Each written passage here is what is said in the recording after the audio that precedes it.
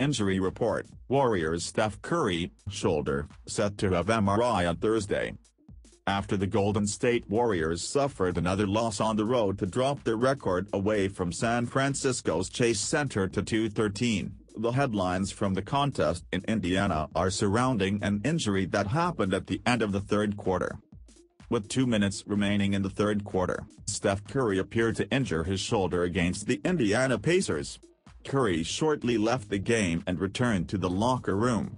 Following his exit, the 8-time All-Star guard was officially ruled out for the remainder of the game against the Pacers. Prior to his injury, Curry was carrying the Warriors in Indiana, recording 38 points, 7 assists and 7 boards in only 30 minutes. The Warriors are already missing starting All-Star forward Andrew Wiggins due to injury. Wiggins has missed the last 5 games due to an adductor strain.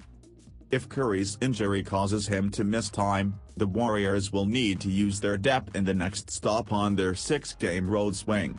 With Wiggins and Klay Thompson out on Wednesday, Steve Kerr opted to start Jordan Poole and Donte DiVincenzo against the Pacers.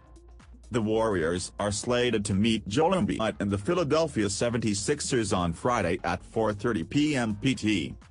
With Andrew Wiggins and Steph Curry dealing with injuries, the Golden State Warriors are calling in reinforcements from the G League.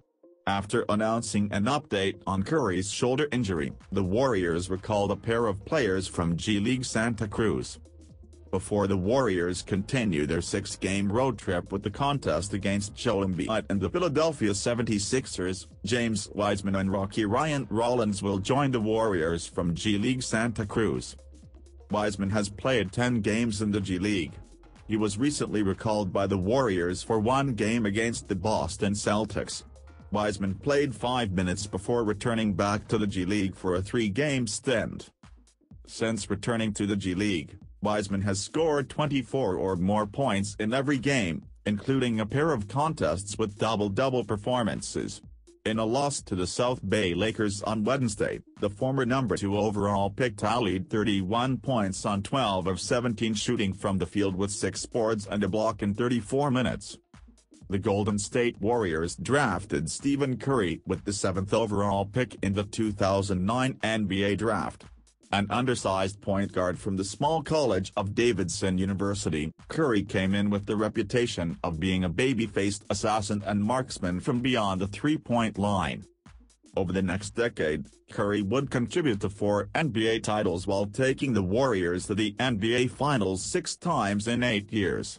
He's also amassed 2 league MVPs, is a perennial All-Star and All-NBA selection, and delivered his crowning moment with the Finals MVP earlier this year.